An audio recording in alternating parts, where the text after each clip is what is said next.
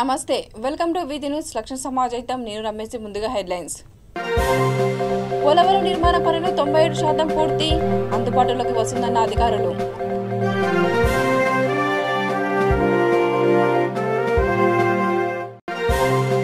జనగామలో మానవ విసర్జితాల శుద్ధీకరణ ప్లాంట్ ప్రారంభించిన పంచాయతీరాజ్ మంత్రి ఎర్రబెల్లి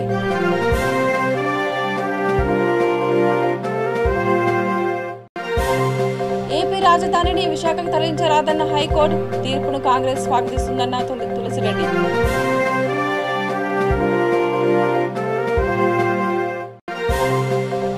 శంషాబాద్ చేరుకున్న 33 మంది తెలంగాణ విద్యార్థులు ఆనందోత్సవాలతో స్వాగతం పలికిన తల్లిదండ్రులు.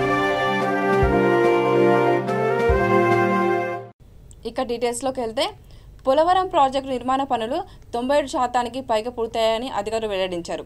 స్పిల్వే కాంక్రీట్లు పనులు దాదాపు 97.25% పైగా పూర్తయ్యాయి. స్పిల్వేలో 3,30,968 క్యూబిక్ మీటర్ల కాంక్రీట్లు పనులు పూర్తి చేశారు. స్పిల్వేలో అమర్చాల్సిన 48 రేడియల్ గేట్లలో 42 గేట్లను అమర్చడం జరిగింది. మిగిలిన 6 గేట్లను అమర్చే పనులు చురుగ్గా సాగుతున్నాయి. రేడియల్ గేట్లకు అమర్చాల్సిన 96 హైడ్రాలిక్ సిలిండర్లకు గాను 84 సిలిండర్ అమర్చారు. గేట్లను ఎత్తడానికి అవసరమైన 24 పవర్ ప్యాక్ సెట్లను ఇప్పటికే అమర్చడం పూర్తయింది. 10 రివర్స్ లూయిజ్ గేట్లను వాటికి 20 హైడ్రాలిక్ సిలిండర్లతో పాటు 10 పవర్ ప్యాక్ సెట్లను కూడా అమర్చడం పూర్తి అయ్యాయని అధికారులు చెప్పారు.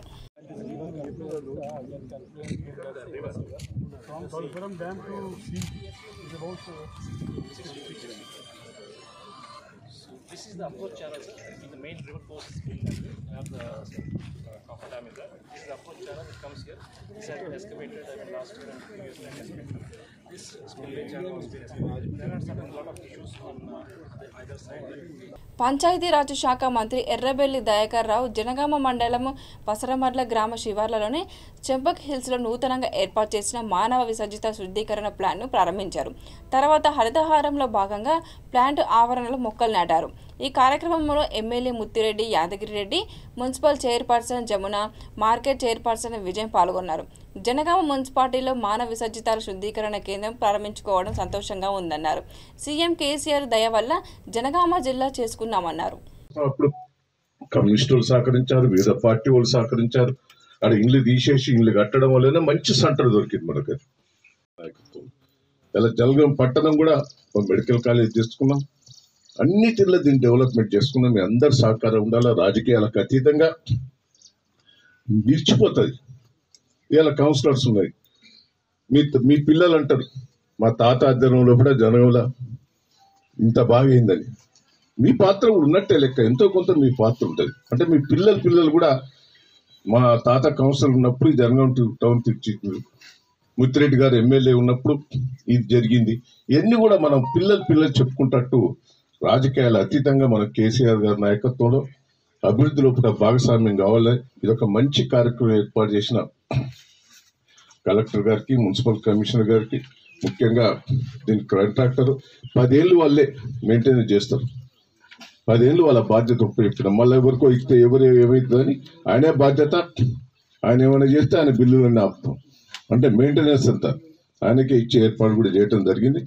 ఏపీ రాజధానిని అమరావతి నుంచి విశాఖ తరలించాలన్న జగన్ ప్రభుత్వ నిర్ణయానికి వ్యతిరేకంగా హైకోర్టు ధర్మాసనం ఇచ్చిన తీర్పు చారిత్రాత్మకమని, హైకోర్టు తీర్పును కాంగ్రెస్ పార్టీ స్వాగతిస్తుందని రాష్ట్ర కాంగ్రెస్ వర్కింగ్ ప్రెసిడెంట్ తులసిరెడ్డి అన్నారు. ఆంధ్రప్రదేశ్ రాజధాని అమరావతి అని హైకోర్టు త్రిసభ్య ధర్మశాసనం నిర్బంధంగా ప్రకటించడం హర్షణీయమన్నారు. జగన్ ప్రభుత్వం భేషజాలకు పోకుండా సుప్రీంకోర్టుకు అప్పీల్ చేయకుండా హైకోర్టు తీర్పును అమలు చేయాలని ఆయన కోరారు. విభజన చట్టంలో సెక్షన్ 94 సబ్ సెక్షన్ 3 ప్రకారం రాజధానిలో సచివాలయం, అసెంబ్లీ, రాజ్భవన్, హైకోర్టు మౌలిక సదుపాయాల కల్పనకు కేంద్ర ప్రభుత్వం ఆర్థిక సహాయం చేయాలని ఆయన కోరారు. ఆంధ్రప్రదేశ్ రాజధానిని అమరావతి నుండి విశాఖపట్నానికి తరలించాలని రాష్ట్ర ప్రభుత్వం తీసుకున్న నిర్ణయానికి వ్యతిరేకంగా నిన్నటి రోజు హైకోర్టు త్రిసభ్య ధర్మాసనం తీర్పు ఇవ్వడం ఒక చారిత్రాత్మకం. ఆంధ్రప్రదేశ్ రాజధాని ముమ్మాటికి అమరావతి అని హైకోర్టు త్రిసభ్య ధర్మాసనం చెప్పడం చాలా హర్షణీయం. కాంగ్రెస్ పార్టీ ఈ యొక్క తీర్పును హృదయపూర్వకంగా స్వాగతిస్తూ ఉంది. ఇప్పటికైనా జగన్మోహన్ రెడ్డి గారి ప్రభుత్వం భేషజాలకు, పట్టింపులకు, పరువు ప్రతిష్టలకు పోకుండా, సుప్రీంకోర్టుకు అప్పీల్ పోకుండా త్రిసభ్య ధర్మాసనం ఇచ్చిన తీర్పును శిరసావహించి అమలు చేయాలని కాంగ్రెస్ పార్టీ సూచిస్తూ ఉంది. అదే సమయంలో ఆంధ్రప్రదేశ్ పునర్వ్యవస్థీకరణ చట్టంలో సెక్షన్ 94 సబ్ సెక్షన్ 3 ప్రకారంగా రాజధానిలో అటు సచివాలయం, హైకోర్టు, శాసనమండలి భవనం, శాసనసభ భవనం, రాజభవన్, మిగతా మౌలిక సదుపాయాలు కల్పించాల్సిన బాధ్యత కేంద్ర ప్రభుత్వానిది. కేంద్ర ప్రభుత్వం ఇప్పటి వరకు రాజధాని కోసం కేవలం 1500 కోట్ల రూపాయలమే మాత్రమే ఇవ్వడం జరిగింది. వెంటనే రాజధాని కోసం 10,000 కోట్ల రూపాయలు కేంద్ర ప్రభుత్వం విడుదల చేయాలి. ఆ విధంగా రాష్ట్ర బీజేపీ నాయకులు కూడా కృషి చేయాలని కాంగ్రెస్ పార్టీ డిమాండ్ చేస్తూ ఉంది. ఇక రెండవ అంశం, ఈరోజు కేంద్ర జలశక్తి మంత్రి గజేంద్ర సింగ్ షెకావత్ గారు పోలవరం పునరావాస కాలనీలను, నిర్మాణ పనులను పరిశీలిస్తున్నారు. చాలా సంతోషం. విభజన చట్టంలో సెక్షన్ 90 ప్రకారంగా పోలవరం జాతీయ ప్రాజెక్టు, దీన్ని పూర్తి చేయాల్సిన బాధ్యత కేంద్ర ప్రభుత్వానిది. ఇది పూర్తి కావాలి అంటే 55,657 కోట్లకు క్లియరెన్స్ కావాలా? ఇంతవరకు క్లియరెన్స్ ఇవ్వలేదు. కేంద్ర ప్రభుత్వం 7.5 సంవత్సరాల్లో కేవలం 11,901 కోట్లు మాత్రమే విడుదల చేసింది. ఇమ్మీడియట్గా 30,000 కోట్ల రూపాయలను కేంద్ర ప్రభుత్వం పోలవరానికి విడుదల చేయాలని కాంగ్రెస్ పార్టీ డిమాండ్ చేస్తూ ఉంది. ఉక్రెయిన్ నుంచి బయలుదేరిన 33 మంది తెలంగాణ విద్యార్థులు ఢిల్లీ నుంచి శంషాబాద్ అంతర్జాతీయ విమానాశ్రయానికి చేరుకున్నారు. విద్యార్థుల కోసం వేచి ఉన్న తల్లిదండ్రులు వారికి స్వాగతం పలికారు. తమ తల్లిదండ్రులను చూసిన పిల్లలు ఉద్వేగం చెందారు. తమ పిల్లలు క్షేమంగా తీసుకురావడానికి కృషి చేసిన ప్రధాని నరేంద్ర మోడీకి తల్లిదండ్రులు ధన్యవాదాలు తెలిపారు. కేంద్ర ప్రభుత్వానికి రుణపడి ఉంటామని అన్నారు. ఇంకా అక్కడే ఉండి ఇబ్బందులు ఎదుర్కోకుండా విద్యార్థులను కూడా త్వరలో కేంద్ర ప్రభుత్వం రక్షించాలని కోరారు. స్టిల్ నా పక్కన ఏదో బాంబ్లెస్ జరిగిన ఫీలింగ్లోనే ఉన్నాను. ఇంకా నేను మొత్తం టెన్షన్గా ఉంది. ఇప్పటికీ మేము మాత్రం బతికి బయటపడ్డాం. కానీ ఇంకా చాలామంది ఉన్నారు స్టూడెంట్స్ అక్కడ హెల్ప్లెస్గా. వాళ్ళని బయటికి తీసుకురావాలని ఎంబసీని వాళ్ళని చాలా హెల్ప్ చేయాలని చాలా అనుకుంటున్నాము. స్టిల్ ఎంబసీ వాళ్ళు చాలా హెల్ప్ చేస్తున్నారు.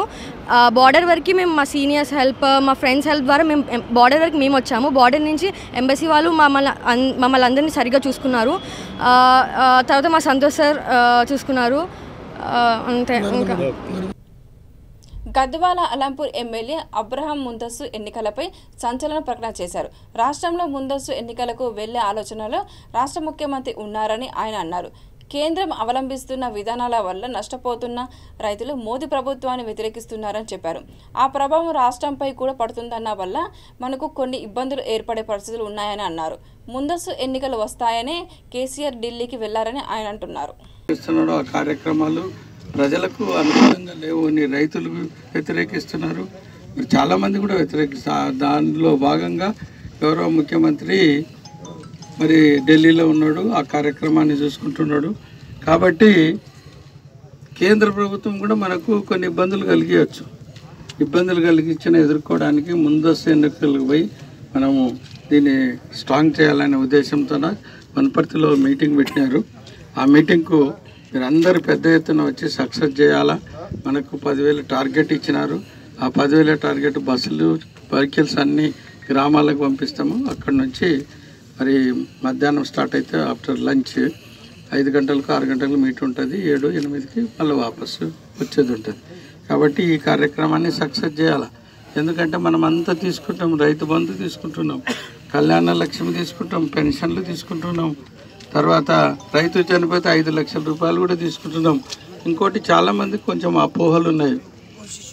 ఏమోబాయి దళిత బంధు ఎవరికి ఇచ్చినారో ఎంకతను వాళ్ళకి అనుకూలంగా ఉన్న వాళ్ళకి ఇచ్చినారు అనేది కాదు. కొంత పార్టీకి పనిచేసింటారు, అరే వాళ్ళు చాలా రోజుల నుంచి తిరుగుతుంటారు. అటువంటి వాళ్ళకి కొంతమందికి వచ్చినాయి, మిగతా వాళ్ళకి కూడా అందరికి వస్తుంది. ఏడ ఇస్తారు అని అంటుండ్రి. రైతు బంధు ఇస్తారా? అవుతుందా? ఇది అయ్యే పనేనా? కాని పనేనా? మరి ఇప్పుడు అందరికీ రైతులకు వస్తలేదా? వస్తుంది. పెన్షన్ 70 రూపాయలు ఉండే తెలుగుదేశం ప్రభుత్వం ఉన్నప్పుడు. 70 రూపాయలు ఇస్తే ఎవరైనా చచ్చిపోతే ఇంకొకరి పేరు దాంట్లో రాస్తుంటారు.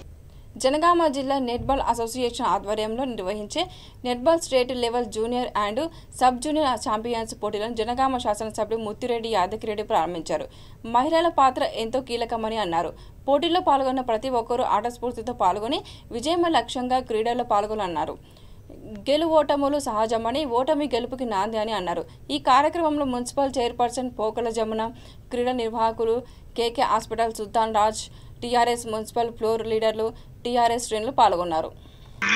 నెట్బాల్ క్రీడోత్సవాలకు వచ్చేసిన మన కేకే హాస్పిటల్ యాజమాన్యం సుల్తాన్ రాజా గారికి, వారి ఆధ్వర్యంలో నిర్వహిస్తున్న నెట్బాల్ పోటీలకు వచ్చేసిన మన గౌరవ కౌన్సిలర్ సభ్యులందరికీ కూడా, ఛాంబర్ ఆఫ్ కామర్స్ ప్రెసిడెంట్ గారికి మరియు కోచ్ టీంలందరికీ కూడా, రావెల రవి గారికి మరియు శ్రీశైలం గారికి, మా కౌన్సిల్ సభ్యులందరికీ కూడా ధన్యవాదాలు తెలుపుకుంటూ, ఈరోజు తెలంగాణ రాష్ట్రంలోని అన్ని జిల్లాల నుంచి 66 టీంలు పాల్గొంటున్న సందర్భంగా అందరికీ శుభాకాంక్షలు తెలుపుతూ, ఎవరైనా మంచిగా ఉత్సాహంతో పాల్గొని మన జనగామ జిల్లా పేరు కూడా నిలబెడతారని చెప్పేసి ఆశిస్తూ, ఆట అప్పుడు ఇంట్రెస్ట్ ఉంటుంది, ఆ బాల్ పైన దృష్టి ఉంటుంది.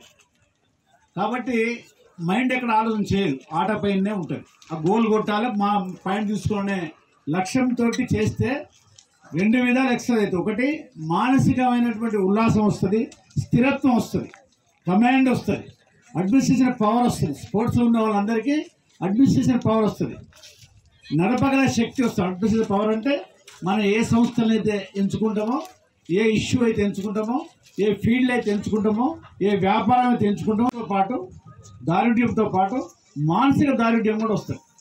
2 విధాలు బాల్ ఎప్పుడైతే ఇన్వాల్వ్ అయ్యే ఏ ఆటల్లోనైనా 2 విధాల మనిషికి లాభం జరుగుతుంది. కాబట్టి తప్పకుండా మీరందరూ వృద్ధిలోకి రావాలి. ఇక్కడ ఉన్న ఎవరో ఒకరు గెలుస్తారు, ఒకరు ఓడుతారు. ఓడటం గెలటం అనేది సహజం, అది సహజం. గెలిచిన వారికి పట్టుదల పెరుగుతుంటుంది, ఓడిన వారికి మరింత పెరుగుతుంది. ఆయన ఎట్లైనా కొట్టాలని చెప్పి ఇద్దరికి పెరుగుతుంది పట్టుదల. కాబట్టి ఓటమిని ఎప్పుడు గెలుపుగా మనం దాన్ని ఒక టాస్క్గా తీసుకుంటే తప్పకుండా మనం గెలుస్తాం.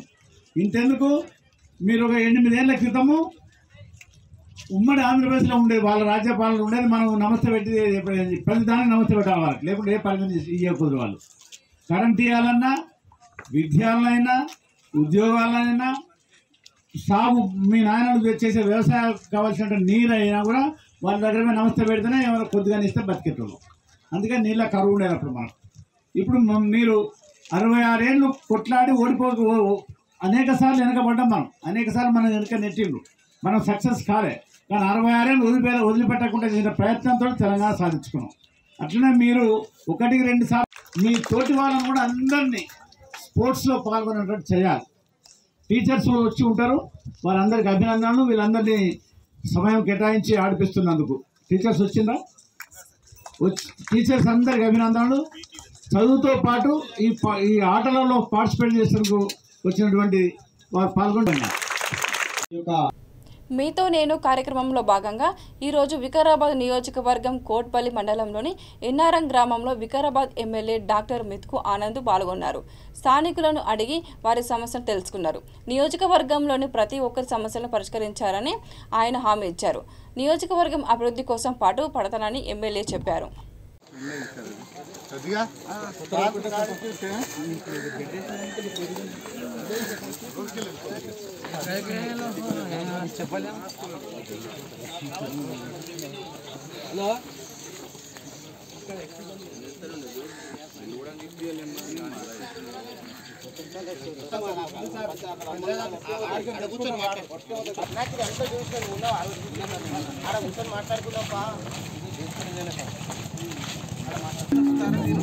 సర్టిఫికేట్ తీసుకుంటా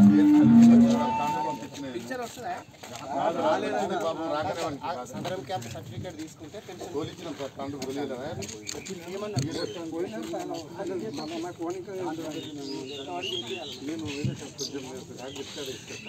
చెప్పుడు కాదు, దానికి ఇచ్చేది ఎట్లాగే 15 రోజులకు కాగితాలు ఉండే కదా. నేను వికారాబాద్ తాండూరులో రెండిట్లో ఇక్కడ తీసుకొస్తే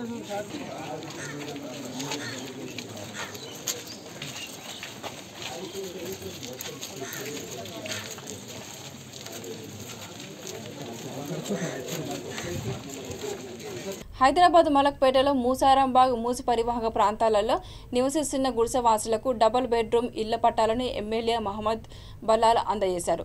205 మంది గుడిసెవాసులకు మునగనూరులో అన్ని సౌకర్యాలతో కూడిన డబుల్ బెడ్రూమ్ కేటాయించామని ఎమ్మెల్యే అన్నారు. తీగలగూడ నుండి మునుగునూరు వరకు వెళ్లేందుకు లబ్ధిదారులకు ప్రత్యేక బస్సులను ఏర్పాటు చేశామని బల్లాల తెలిపారు. అయితే ఇళ్ల పట్టాల అందని కొంతమంది గుడిసెవాసులు నిరసన వ్యక్తం చేశారు. తమకు ఇళ్ల పట్టాలు ఇవ్వాలని డిమాండ్ చేశారు. जाओ, जिसको चाबी मिल गया बाहर जाके बस में बैठ जाओ। जिसको चाबी और पट्टा दे देने जाके उन्हें बस में बैठ जाना या कैसा जाना पड़े जाना, यहाँ नहीं बैठना, ठीक है ना।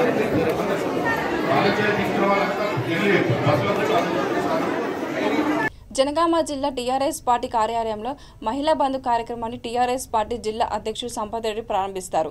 TRS party working president KTR పిలుపుతో జిల్లా వ్యాప్తంగా మహిళా దినోత్సవ వేడుకలను టీఆర్ఎస్ పార్టీ ఆధ్వర్యంలో ఘనంగా నిర్వహిస్తామన్నారు. ఈ నెల 6, 7, 8 తేదీలలో మహిళా బంధు కేసీఆర్ పేరిట సంబరాలు జరుపుకోవాలన్నారు. టీఆర్ఎస్ ప్రభుత్వం మహిళలకు అందిస్తున్న అభివృద్ధి సంక్షేమ పథకాలు దేశంలో ఎక్కడ లేవని సంపత్ రెడ్డి చెప్పారు. కార్యక్రమం మనందరం కూడా ప్రతి ఒక్కరం కూడా ప్రతిష్టాత్మకంగా తీసుకొని దీన్ని చాలా సక్సెస్ఫుల్గా తీసుకుపోవాలని మన జనగాం జిల్లా మొత్తం తెలంగాణలో కూడా జనగాం జిల్లాలో బ్రహ్మాండమైన ప్రోగ్రామ్ చేయాలని కోరుకుంటూ మా సోదరి వాళ్ళకు మా అక్క చెల్లెలకు అందరికీ కూడా విన్నవించుకోవడం జరుగుతుంది.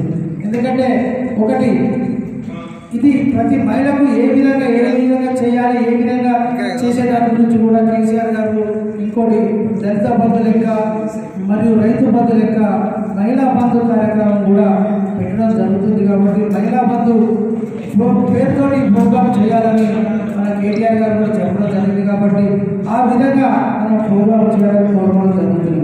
అదేవిధంగా ఇంకోటి చిన్న విషయం ఏంటంటే జనగాం మెడికల్ కాలేజ్ విషయంలో ఈరోజే మనకు మంత్రి గారు కూడా సెలవు చేయడం జరిగింది.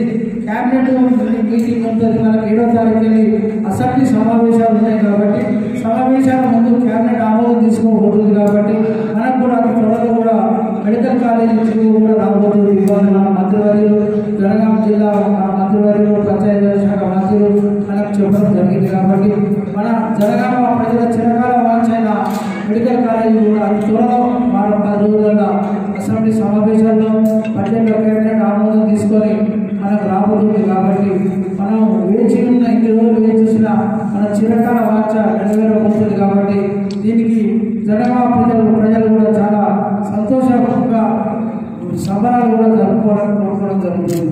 అదేవిధంగా ఈ ఇచ్చిన షెడ్యూల్ ప్రకారం మనం ఈ కార్యక్రమాన్ని నాగార్జునసాగర్ నియోజకవర్గం హలియాలో కాంగ్రెస్ పార్టీ నుంచి టీఆర్ఎస్లోకి భారీ వలసలు జరుగుతున్నాయి. నందికొండ సాగర్ మున్సిపాలిటీకి చెందిన ముద్దుకూరి రాంబాబు గారితో కలిసి 200 మంది కార్యకర్తలు టీఆర్ఎస్లో చేరారు. హలియా పట్టణంలోని ఎమ్మెల్యే క్యాంప్ కార్యాలయంలో నాగార్జునసాగర్ శాసనసభ్యులు నోముల భగత్ టీఆర్ఎస్ కండువాలు కప్పి వారిని పార్టీ చేర్చుకున్నారు. కేసీఆర్ చేపట్టిన అభివృద్ధి సంక్షేమ కార్యక్రమాలకు ఆకర్షితులై కాంగ్రెస్ పార్టీని వీడి టీఆర్ఎస్ పార్టీలో చేరామని కార్యకర్తలు చెప్పారు. ఈ కార్యక్రమంలో టీఆర్ఎస్ పార్టీ సీనియర్ నాయకులు చేకూరి హనుమంతరావు, జిల్లా DCB director Virigineni Anjaiah, Nandikonda municipal vice chairman Mandakumar, రఘువీర్ పాల్గొన్నారు. ఈరోజు నాగార్జునసాగర్ నియోజకవర్గంలో నందికొండ మున్సిపాలిటీకి సంబంధించి హిల్ కాలనీ, పైలాల్ కాలనీ సంబంధించి దాదాపు 200 మంది మన గౌరవనీయులు సీనియర్ నాయకులైనటువంటి మన రాంబాబు గారు ఆయన అధ్యక్షతన దాదాపు 200 మంది ఈరోజు టీఆర్ఎస్ పార్టీలో చేరడం జరిగింది. వీటన్నిటికి కూడా ఏదైతే గౌరవనీయులు ముఖ్యమంత్రి కేసీఆర్ గారు ఎలక్షన్స్ అవ్వగానే ఖచ్చితంగా ఈ నందికొండ మున్సిపాలిటీ ఉన్న ప్రతి గృహం కూడా వాళ్ళకే చెందే విధంగా మేము ఖచ్చితంగా హామీ ఇస్తానని ఏదైతే ఇచ్చి నెరవేర్చుకున్నారో ఆ నెరవేర్చిన దానికి కావచ్చు, అలాగే ఏదైతే ప్రతి ఒక్క సంక్షేమ పథకం కూడా ఈరోజు తెలంగాణలో అమలవుతున్నటువంటి ప్రతి ఒక్క సంక్షేమ పథకం కూడా మాకు అందుతుంది. అందుకోసమైనా మేము కేసీఆర్ గారి వెంట నడవడానికి మీ అందరం కూడా కలిసికట్టుగా రావడానికి సిద్ధంగా ఉన్నామని చెప్పేసి ఈరోజు దాదాపుగా 200 మంది రాంబాబు గారి అధ్యక్షతన ఈరోజు టీఆర్ఎస్ పార్టీలో చేరడం జరిగింది. దీనికి వచ్చిన వారికి అందరికీ కూడా పేరు పేరున నాకు హృదయపూర్వక ధన్యవాదాలు తెలియజేస్తూ ఖచ్చితంగా కేసీఆర్ గారి అధ్యక్షతన మన కేటీఆర్ గారి అధ్యక్షతన మనం అందరం కూడా టీఆర్ఎస్ పార్టీని బలోపేతం చేస్తూ ప్రతి ఒక్క సంక్షేమ పథకం కూడా ప్రతి ఒక్క ఇంటికి అందే విధంగా ఆ విధంగా పనిచేస్తూ టీఆర్ఎస్ పార్టీ బలోపేతానికి ప్రతి ఒక్కరు కూడా పనిచేద్దామని మరొకసారి ఈ పార్టీలోకి చేరిన ప్రతి ఒక్కరు కూడా పేరు పేరున ధన్యవాదాలు తెలియజేస్తూ జై తెలంగాణ.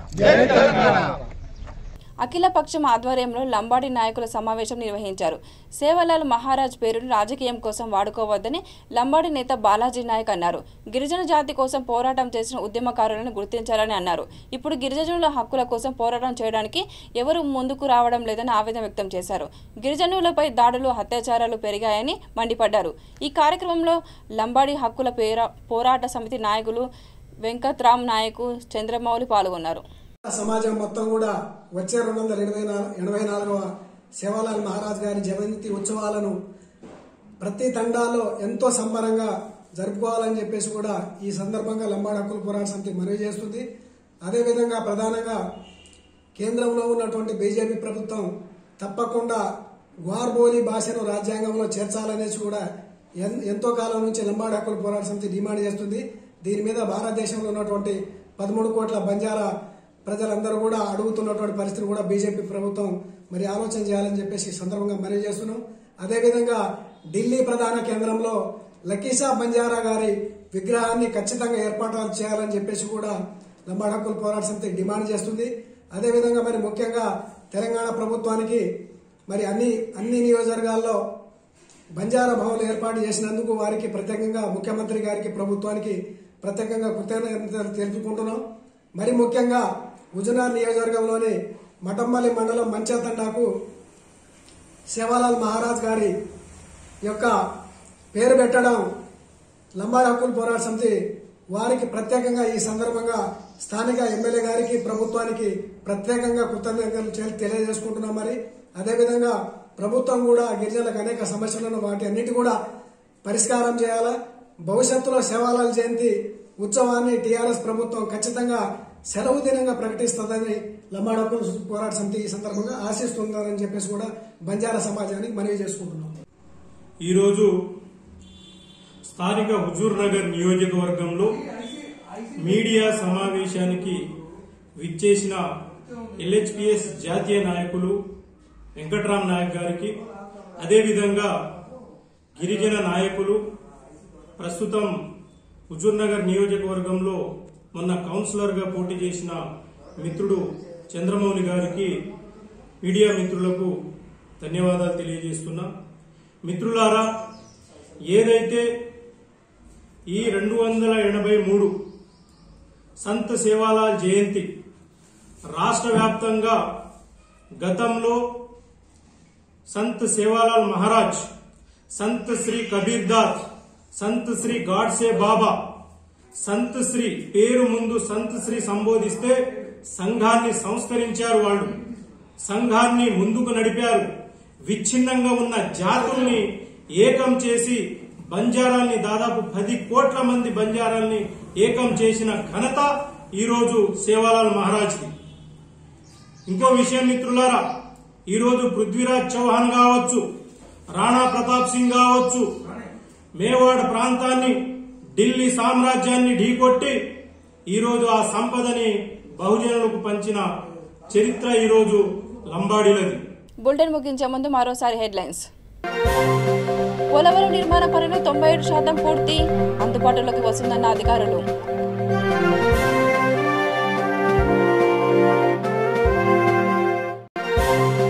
జనగామలో మానవ విసర్జితాల శుద్ధీకరణ ప్లాంట్ ప్రారంభించిన పంచాయతీరాజ్ మంత్రి ఎర్రబెల్లి.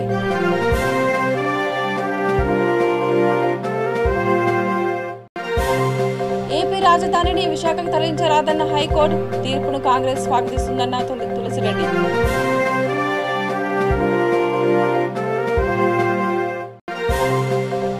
శంషాబాద్ చేరుకున్న 33 మంది తెలంగాణ విద్యార్థులు, ఆనందోత్సవాలతో స్వాగతం పలికిన తల్లిదండ్రులు. ఇవి బులెటిన్ అప్డేట్స్. చూస్తూనే ఉండండి వీతి న్యూస్. లక్ష్మణ సమాజం. నమస్కారం.